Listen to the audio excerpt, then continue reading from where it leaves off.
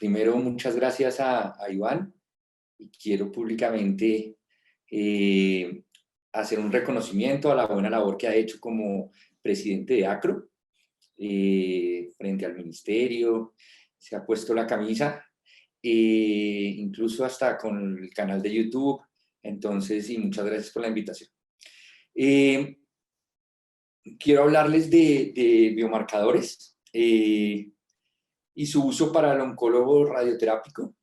Sin embargo, tenemos invitados urólogos y urólogos oncólogos, entonces voy a tratar de hacerlo para que nos sirva a todos.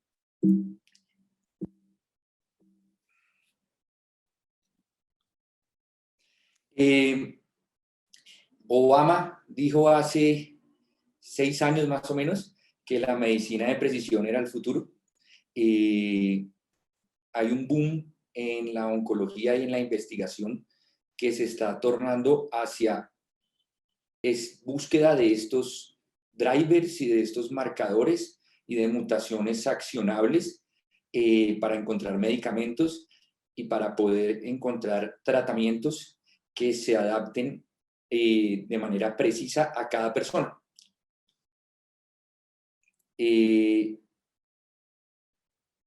Yo no quepo en el mismo traje que cabe el doctor Bobadilla. Entonces tenemos que abandonar el modelo de one size fits all porque somos diferentes y nuestra biología tumoral es diferente. Entonces ya no podemos meter en paquetes grandes como hacíamos de meter todos los cánceres de próstata en riesgo, en bajo riesgo, riesgo intermedio, alto riesgo, en cajones muy grandes, porque hay tumores que se comportan diferente, así este personaje tenga un 3+3 y el otro personaje tenga un 3+3, sus tumores biológicamente se pueden comportar diferente. Ese es el panorama genómico del cáncer de próstata. Quiero recordarles que si usted estimula la célula a terapia hormonal, a bloqueo hormonal, durante 2 años, es muy probable que la célula se vuelva resistente a la castración. Al volverse resistente a la castración, adquiere más mutaciones y se vuelve más agresiva. Entonces, acá vemos cómo si usted tiene un tumor localizado, usted no tiene un panorama genómico o no tiene tantas mutaciones. Si usted, a medida que va avanzando y se va volviendo metastásico, usted encuentra muchísimas mutaciones. Y a medida que se vuelve resistente a la castración, encuentra aún más mutaciones. Entonces es una enfermedad heterogénea y a medida que se va volviendo metastásica, hay un enriquecimiento de mutaciones. Este es un paciente de mi consultorio que después lo vamos a analizar. Pero entonces, ¿cuál es la dificultad en el cáncer de próstata? Que es una enfermedad multifocal y dentro de cada foco puede haber diferentes grados del tumor. Ya nos dimos cuenta que tratábamos pacientes 2+2, se curaban, pero quedaban con una toxicidad impresionante. Y estos no eran cánceres que no eran clínicamente significativos, eran cánceres que no iban a hacer metástasis, que no iban a matar al paciente. Entonces, actualmente ya no podemos tratar los 3+3, porque los 3+3 tienen un riesgo menor de 0,2% de hacer metástasis a distancia. Entonces, como es una enfermedad multifocal y no podemos biopsiar la totalidad de la próstata, existe esa dificultad. Entonces, uno puede tener pacientes, pensar que solo tenía un 3+3 en las biopsias que le tomaron, pero podía tener un 3+4 en algún cilindro. Entonces, hay 2 vías que se han diseñado para encontrar los tumores clínicamente significativos. Estas 2 vías son, los europeos utilizan la MRI pathway, es decir, hacer resonancias multiparamétricas de próstata. Y la resonancia multiparamétrica de próstata lo que está haciendo es sacarme los 3+3 y decirme, mire, esta lesión si es clínicamente significativa, es decir, es un 3+4, biópsiela, y ese tumor, como si es clínicamente significativo, pues sí vale la pena hacerle un tratamiento.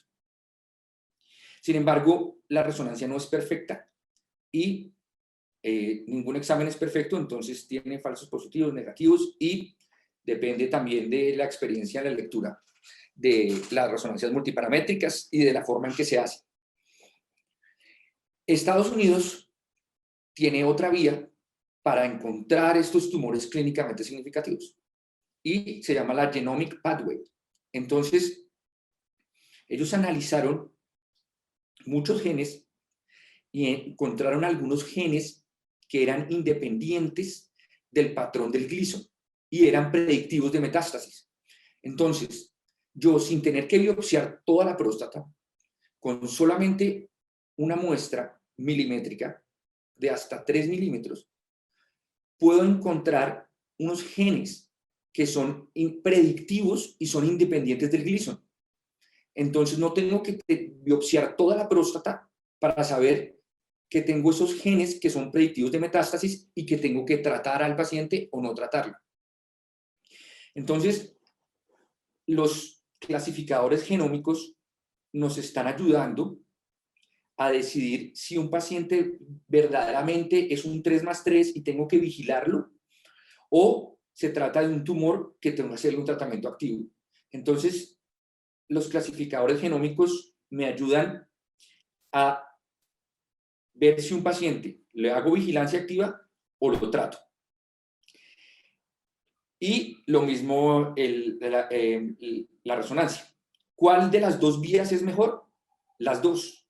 Entonces, si es posible poder hacer una resonancia multiparamétrica con la cual yo puedo coger los tumores clínicamente significativos y asimismo hacer pruebas, clasificadores genómicos para poder establecer si es un tumor que va a hacer metástasis o no. Este es un paciente que tenía 3 cilindros con 3+3 y un solo cilindro con 3+4. ¿Qué estamos tratando de alcanzar con los pacientes? Entonces, esto es una diapositiva que muestra una cohorte viejísima de hace más de 20 años, en la cual dábamos dosis bajas de radioterapia y dábamos bloqueo hormonal. Con esas dosis bajas y con esas técnicas de antes, teníamos una toxicidad rectal del 2% y genitourinaria de hasta el 15% y pérdida de la función eréctil de hasta 40%. Lo que quiero mostrar con esta diapositiva es que, a pesar de que no eran técnicas tan modernas como ahorita, que eran bajas dosis, solamente el 20% de los pacientes hacía metástasis en alto y muy alto riesgo. Entonces, todo lo que hagamos debe superar estos números sin añadirle más toxicidad al paciente. Todos los actores que estamos involucrados en el cáncer tenemos como una obsesión por matar células tumorales. Pero matar células tumorales no es igual a una mejor calidad de vida. Entonces, cuando tratábamos un 3+3 o un 2+2, sí, destruíamos las células tumorales, sí se podía llamar cáncer, pero también lesionábamos al paciente. Los radiooncólogos o especialistas en radioterapia estamos obsesionados con el escalamiento de dosis, pero resulta que el escalamiento de dosis solamente es un subrogado o es un desenlace que no es un desenlace que sea un subrogado de supervivencia global. Entonces, tenemos que tener mucho cuidado porque tenemos que buscar desenlaces que aumenten la vida del paciente y que no le den más toxicidad. ¿Por qué? Porque no se trata de solo tratar PSAs. Porque bajar el PSA o aumentar la supervivencia libre de recaída bioquímica no significa aumentar la supervivencia global o aumentar la calidad de vida. La pregunta es, ¿Estamos decidiendo bien con los pacientes o estamos clasificándolos bien? La NCCN, que basa su clasificación en las tablas de D'Amico, solo mide supervivencia libre de recaída bioquímica. Y como les decía, la supervivencia libre de recaída bioquímica no es un desenlace fuerte, no es un desenlace que me mida supervivencia global. Entonces, por eso han aparecido los clasificadores genómicos para tratar de clasificar mejor a los pacientes, y el clasificador genómico sí me mide la supervivencia libre de metástasis, que son subrogados de supervivencia global, o me mide mortalidad cáncer específica, o me mide metástasis. Entonces, lo ideal sería tener una clasificación clínico-patológica genómica, porque así yo sabría qué paciente tengo que tratar, qué paciente tengo que vigilar, qué paciente tengo que intensificar y darle un tratamiento más agresivo. Porque si lo seguimos haciendo como ahorita, es como tirar una moneda. Entonces, no, lo tratamos, no, le fue mal. No sabemos por qué, pero le fue mal. Claro, porque tal vez era un tumor más agresivo de lo que pensábamos. O tratamos tumores que no eran tan agresivos y no teníamos que tratar. Los clasificadores genómicos están en las guías del NCCN. Acá se les llama biomarcadores moleculares. Y son diferentes del testeo germinal o el germline testing. Sin embargo, todos los pueden meter dentro de biomarcadores. Voy a hablar específicamente ahora de los clasificadores moleculares y después hablaremos un poquito del testeo germinal. Entonces están en las guías del NCCN, están aceptados para bajo riesgo, riesgo intermedio favorable, desfavorable y alto riesgo. ¿Cuáles son los clasificadores genómicos que hay? Hay muchos, sin embargo, algunos ya han perdido en la competencia, por decirlo así. Los más importantes son estos: Decipher, Oncotype DX y Prolaris. El Decipher es una plataforma, analizaron 1.400.000 RNAs mensajeros que estaban involucrados o hacían parte del cáncer de próstata, y de esos 1.400.000 RNAs mensajeros escogieron 22 genes que eran predictores y que veían 7 vías tumorales de proliferación, y esos 22 genes me predecían metástasis, mortalidad específica, alto grado de enfermedad.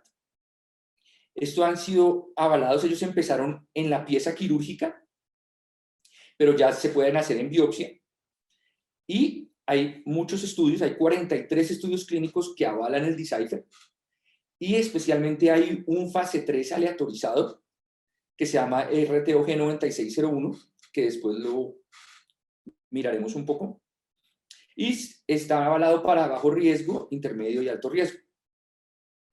También algo muy interesante del Decipher es que Medicare está incluido en el Medicare.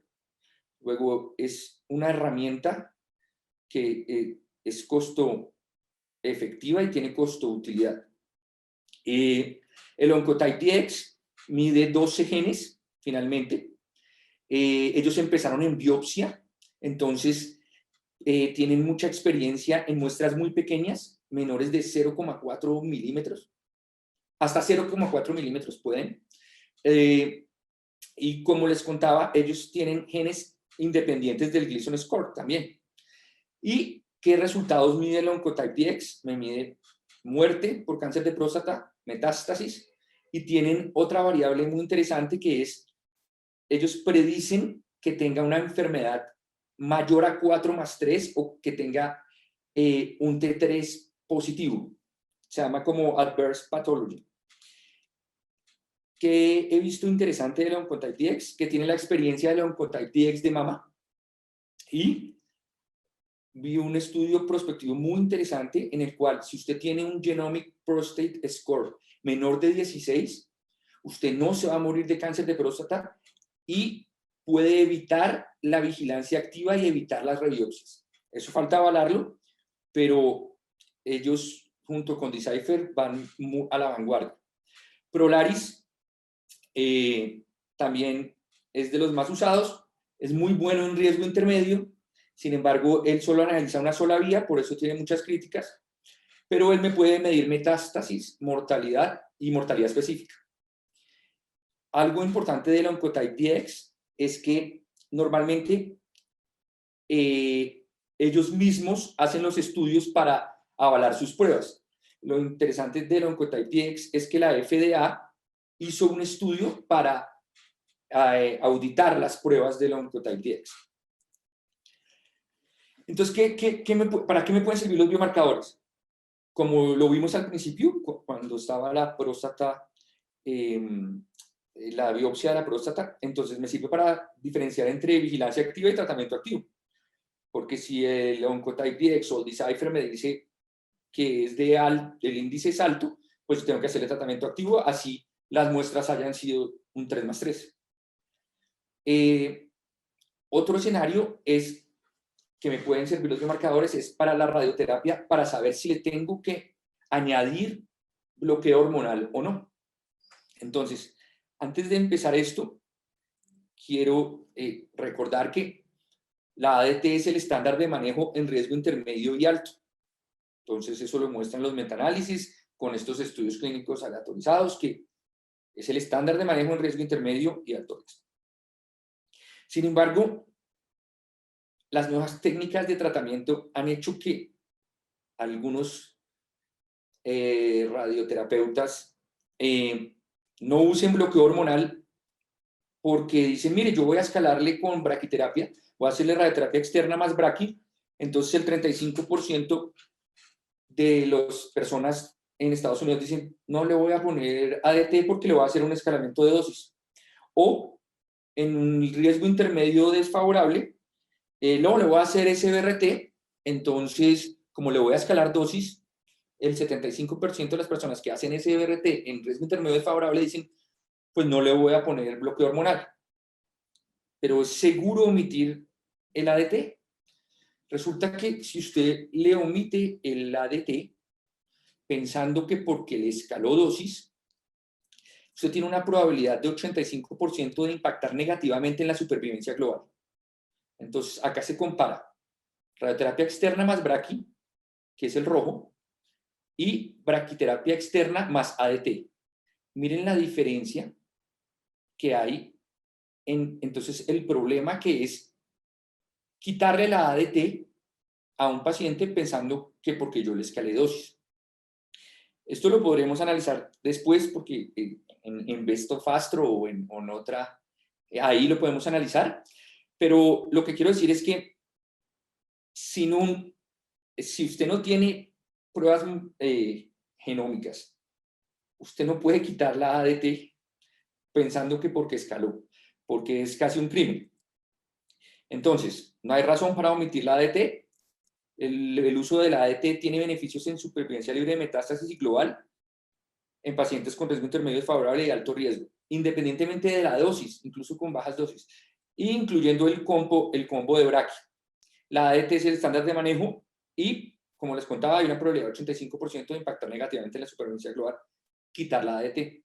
Sin embargo, si yo tengo un clasificador genómico, acá cogieron 150 pacientes y por NCCN estos eran riesgo favorable y estos eran riesgo desfavorable.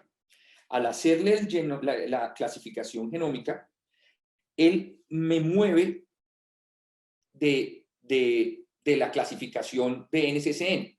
Es decir, de los que eran riesgo intermedio favorable, el Genomic Score me dijo, oiga, este 20% no es riesgo intermedio favorable. Esto tiene riesgo de hacer metástasis. Luego, estos señores se les tiene que dar ADT.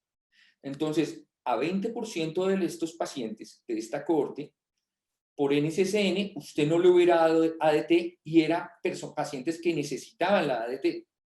Y ya sabemos que no darle la ADT al que la necesita es un crimen. Entonces, y lo mismo acá. Usted le estaba dando ADT según NCCN, a este 70% de los pacientes usted le hubiera dado ADT y el clasificador genómico se lo bajó de riesgo y le dijo, venga, estos son bajo riesgo de hacer metástasis o de que se mueran de cáncer de próstata, usted no necesita darle ADT. Entonces, le añadió toxicidad a pacientes que no lo necesitaban. Entonces, usted sí podría omitir la ADT, pero sí tiene un clasificador genómico. Porque usted, con el clasificador genómico, él le puede decir, usted puede estar tranquilo. Si el clasificador genómico le dijo que era un bajo riesgo, usted está totalmente tranquilo, no le da la ADT porque ese señor no se va a morir de cáncer de próstata. O el riesgo de metástasis es muy bajo. Entonces, la única manera de desescalar o quitar la ADT es con unos clasificadores genómicos de este tipo. Entonces, como les contaba, la mejor clasificación es la genómica, patológica, clínica. Acá vemos como si yo uno clasificación en NCCN más genómica más clínico-patológica es superior a NCCN, obviamente, y la genómica sola también es superior a NCCN. Entonces ya no es como tirar una moneda, sino ya tengo casi un 90% de precisión de qué va a pasar con el paciente. Asimismo, entonces,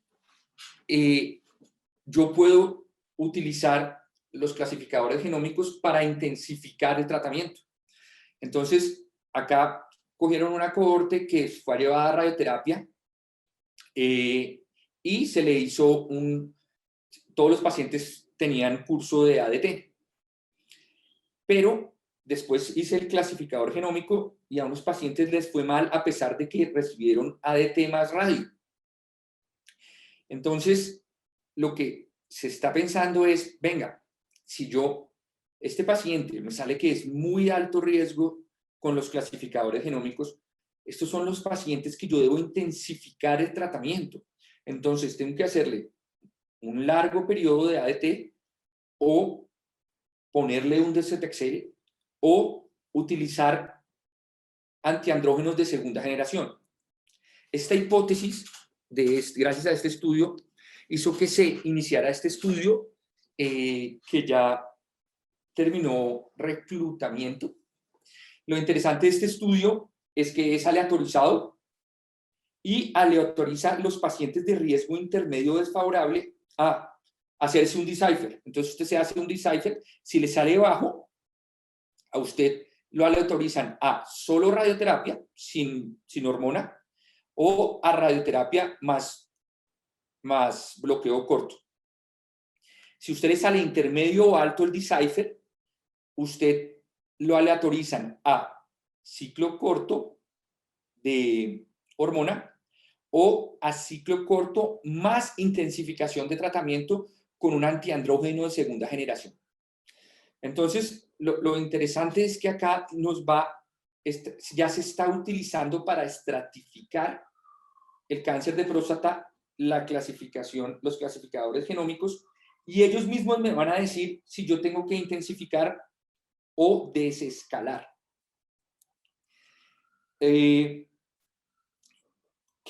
Otra pregunta me puede responder los biomarcadores: si tengo que hacerle adyuvancia a un paciente o no.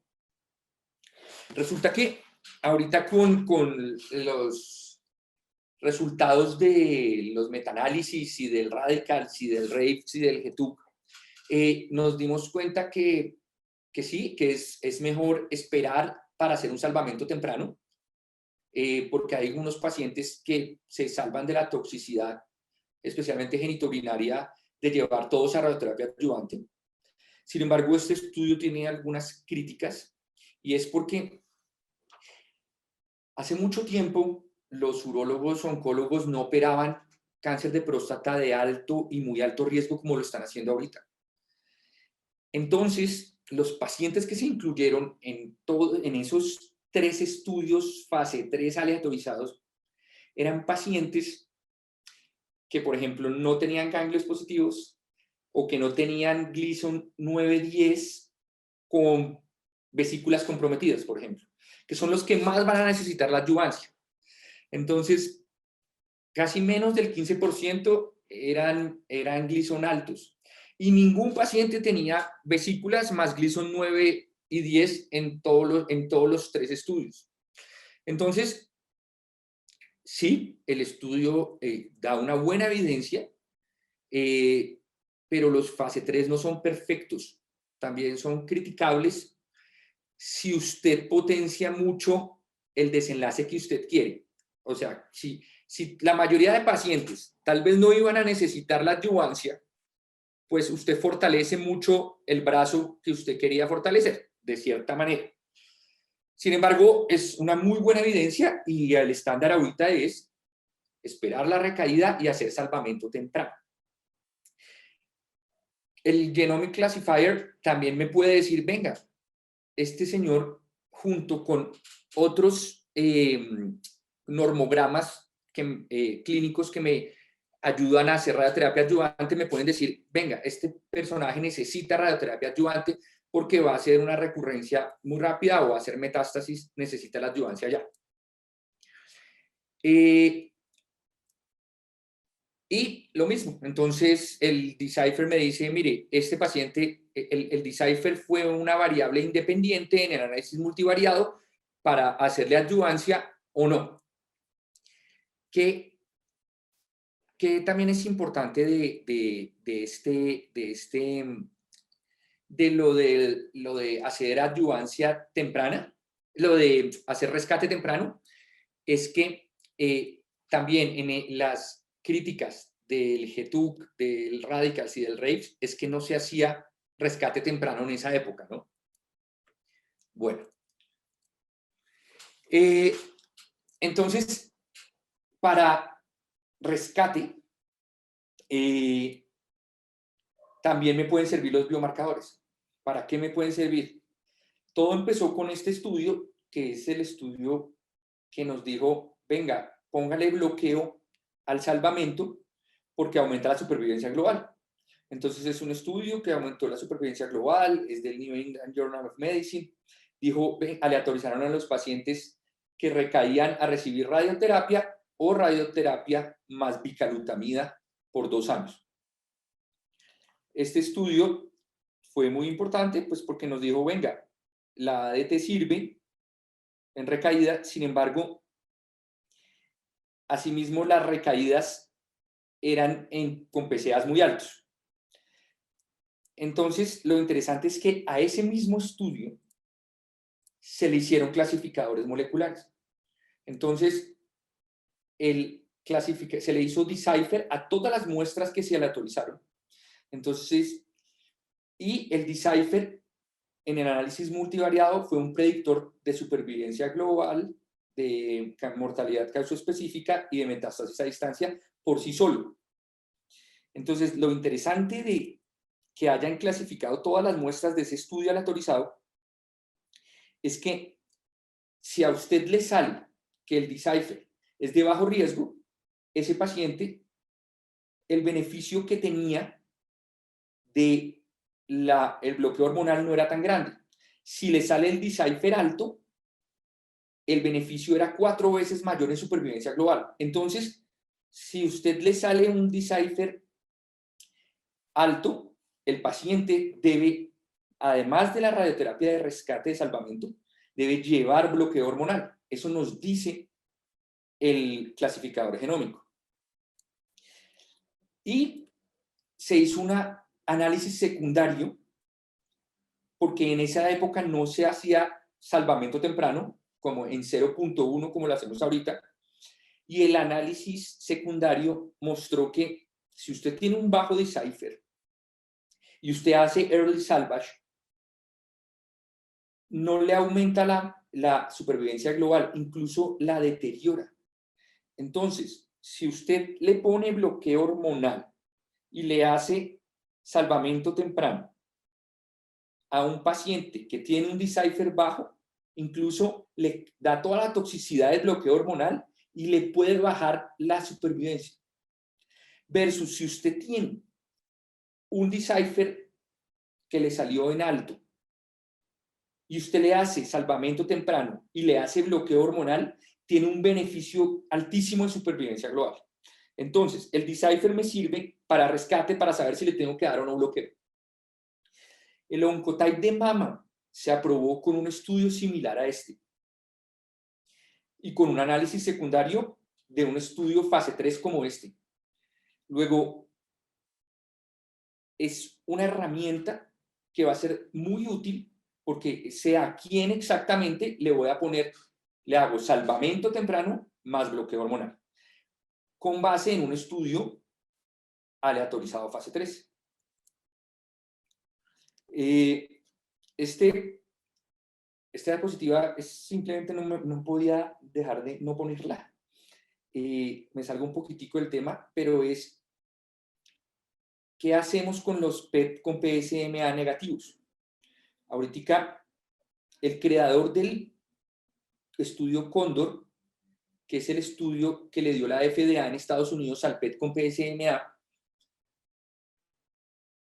le tocó en Inglaterra, los pacientes se iban de Inglaterra a otros países de Europa a hacerse el PET con PSMA cuando tenían recaídas bioquímicas. Entonces el urólogo lo mandaba y le salía el PET negativo. Entonces decían, bueno, pues no salió nada, esperemos a que suba el antígeno y hasta que marque.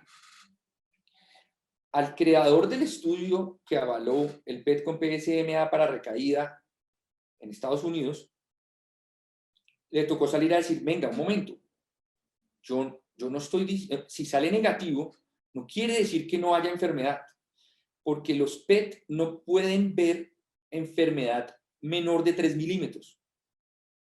Y el salvamento temprano tiene mucha evidencia. Entonces, lo que quiero dejar con esta diapositiva es que el salvamento temprano tiene mucha evidencia y tener un PET negativo no quiere decir nada. Quiere decir incluso que hay enfermedad que no se ve. Cogieron estos pacientes, a unos pacientes con PET negativo y no les hicieron nada y a otros les hicieron radioterapia de salvamento con PET negativo en una recaída bioquímica. A los que no les hicieron radioterapia de salvamento con PET negativo, el 65% progresó. Entonces, lo que quiero decir es que tenemos que seguir haciendo salvamentos tempranos. Y que usted tenga un PET negativo no quiere decir que no tiene que hacer salvamento temprano. Otro biomarcador que también viene de la mama se llama, bueno, a propósito, estamos más o menos 20 años atrasados frente a mama y a pulmón. Me clasifica los tumores mediante microarreglos, que es como que el gen está prendido o apagado, y me subclasifica los cánceres de próstata, me los subclasifica en luminal A, luminal B y basal. Entonces cogieron esta cohorte prospectiva, la analizaron, y los pacientes que eran luminal B tienen un peor pronóstico en comparación con el luminal A y con el basal. Viven menos los luminal B. Esto se llama el PAM50. Analiza, finalmente con los microarreglos, analiza, no me acuerdo, como 30 genes. Entonces, yo ya puedo empezar a tener una subclasificación molecular, como se hace en mama, con el PAM50 en cáncer de próstata. También encontraron hallazgos como que los luminal B tienen peor pronóstico, pero responden mejor al bloqueo hormonal. Acá vemos cómo responden mejor al bloqueo hormonal los luminal B. Entonces, si usted tiene un luminal B, tiene que hacerle bloqueo hormonal. También vieron que los luminal B responden mejor al docetaxel. Entonces, este tipo de marcadores moleculares nos van indicando qué debemos hacer y no un ensayo y error de no, pues démosle esta terapia y miramos. No funcionó, no, démosle esta otra.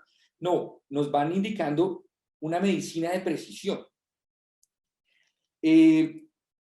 Gracias a esa cohorte, a esos estudios del PAM50, de la clasificación molecular de luminal A, B y basal, ya se creó que es el primer estudio estratificado con clasificación molecular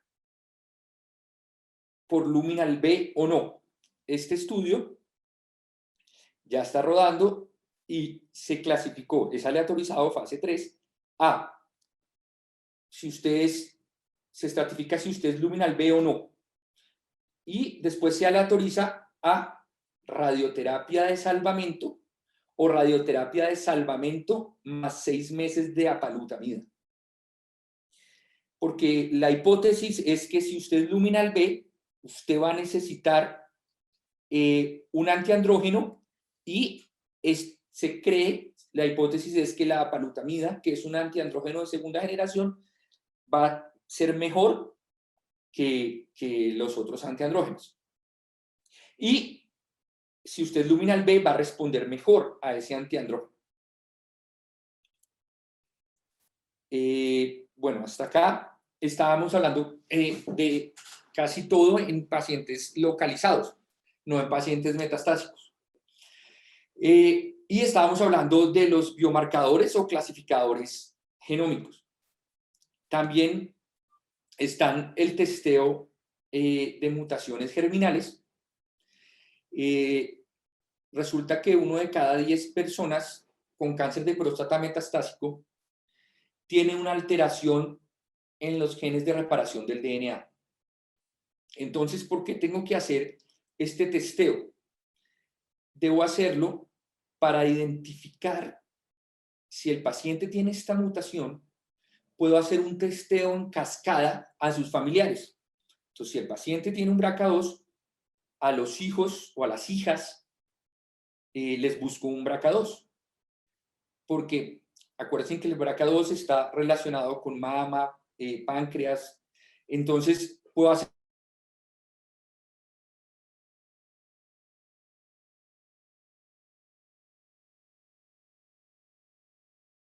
mutación en el BRCA.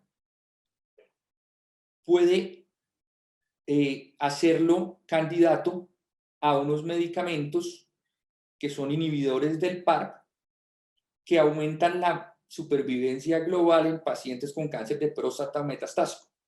Entonces, actualmente, aparte también me pueden dar pronóstico, porque si usted tiene un BRCA positivo, usted tiene 3 veces más riesgo de hacer metástasis, independientemente de sus variables de Gleason y patológicas y clínicas. Si usted tiene un BRCA, usted tiene 3 veces más probabilidad de hacer metástasis. O sea, les va peor a los que tienen BRCA. Entonces, pues si usted tiene un BRCA, usted no va a hacerle vigilancia activa a una persona que tiene un BRCA. Entonces, le sirve como pronóstico y le sirve como diana para que posteriormente los oncólogos puedan utilizar el olaparib o el rucaparib en esos pacientes. Entonces, la NCCN recomienda que yo le haga un germline testing, que pueden ser en saliva o en sangre. Y estos germline testing usted los debe hacer si tiene una historia familiar fuerte de que usted pueda tener ese BRCA, o si tiene histología intraductal. Y si es de alto riesgo, que es a los que... Entonces, todos los pacientes de alto riesgo, usted les debe hacer un testeo germinal. Una mutación, buscar la mutación germinal. ¿Qué hemos encontrado o qué han encontrado en el cáncer de próstata metastásico resistente a la castración? Ya han encontrado varios drivers o mutaciones accionables. Entonces, si usted tiene un BRCA positivo o otros genes de la reparación del DNA como el CHEK, ATM, usted puede utilizar el olaparib o el rucaparib si tiene alteraciones en la reparación del DNA. Si usted tiene inestabilidad microsatelital, mismatch repair, usted puede utilizar un checkpoint inhibitor o un anti-PDL1 si usted tiene inestabilidad de microsatélites. Si usted tiene pérdida del PTEN, usted puede utilizar un inhibidor de la PI3K como el ipatasertib. Entonces, lo que quiero decir es que cada vez vamos a secuenciar más y a encontrar drivers y a encontrar la forma de tratar de manera personalizada cada biología tumoral que tiene cada paciente.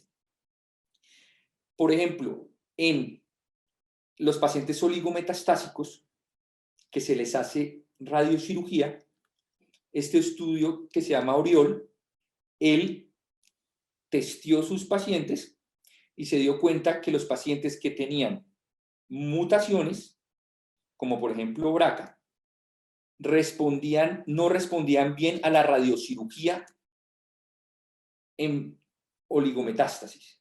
Entonces, estamos tratando de buscar un biomarcador, como por ejemplo este, que nos diga, mire, él tiene BRCA positivo y tiene enfermedad oligometastásica. No, no es un buen candidato para hacerle radiocirugía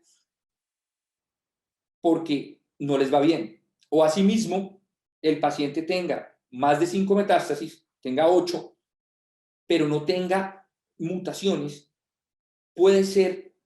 le puede ir muy bien así tenga 8 metástasis haciéndole radiocirugía. Entonces, la gracia es encontrar biomarcadores que nos ayuden a guiar al verdadero paciente oligometastásico. Como les decía, este es el paciente que les quería comentar de mi consultorio. Entonces, él es un paciente que tenía un PSA de 3.7, un volumen prostático de 63 centímetros cúbicos y era un estado clínico T1C. Él, en las biopsias, solamente le salió un cilindro como 3+4. Entonces, él se hizo un Prolaris y el Prolaris me dijo, venga, este paciente es consistente con la categoría del riesgo de la NCCN. Es decir, él tiene un bajo riesgo, es decir, él es un verdadero riesgo intermedio favorable. Entonces, con esta herramienta, el paciente no quería perder su potencia sexual. Entonces, él escogió radioterapia porque existen estudios en los cuales tenemos mejores desenlaces en potencia sexual que la prostatectomía.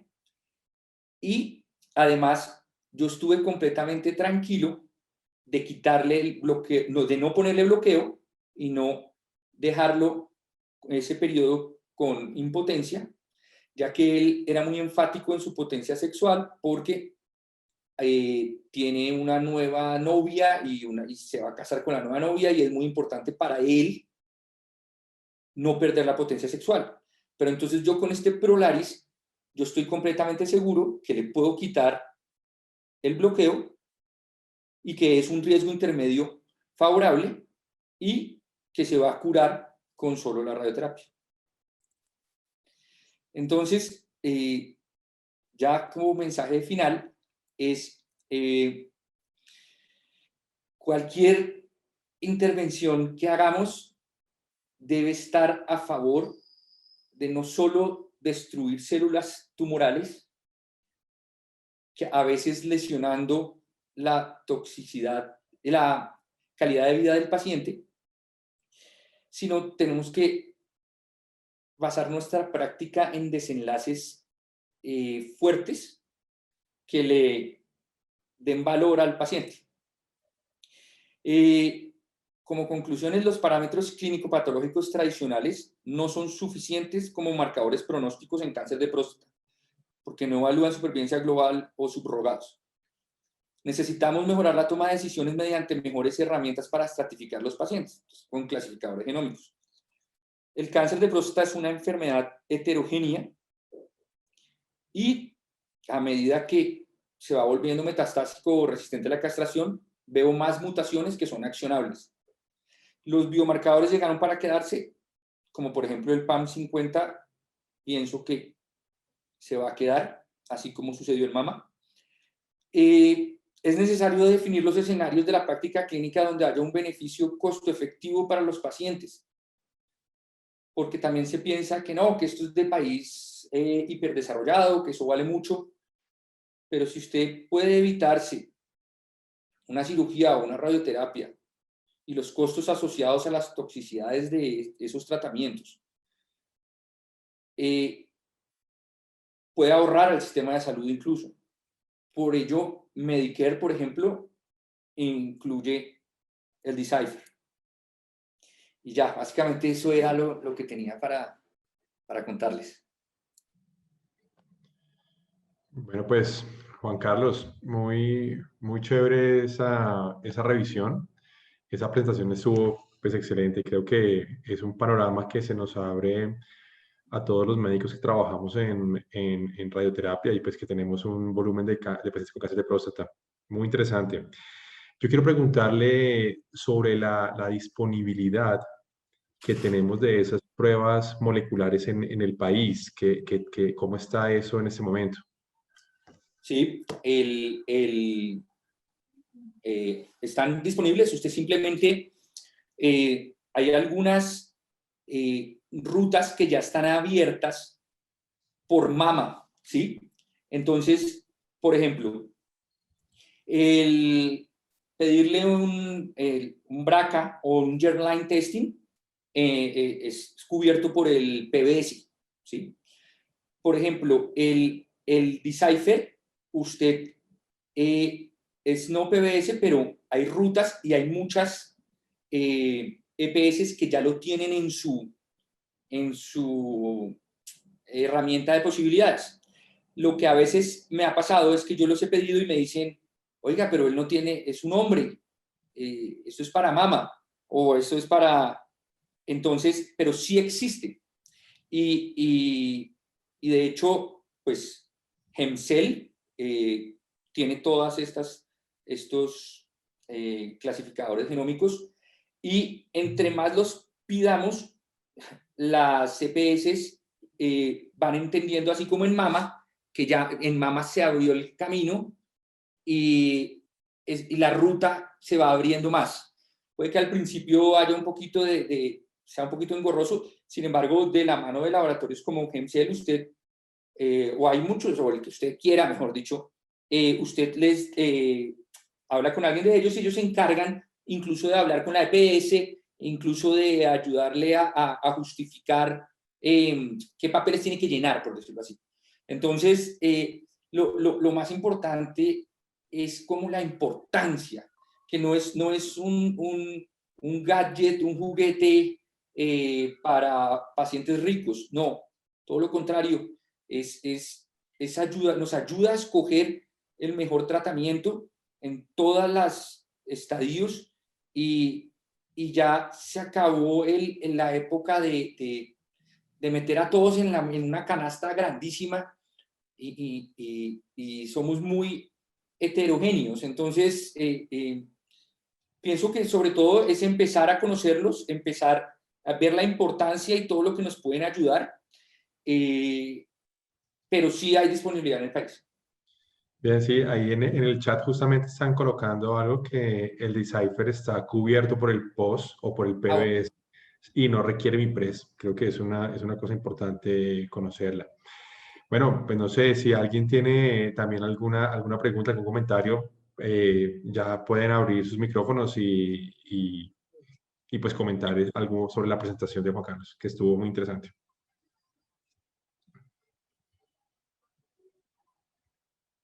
O el chat también está disponible para comentarlo.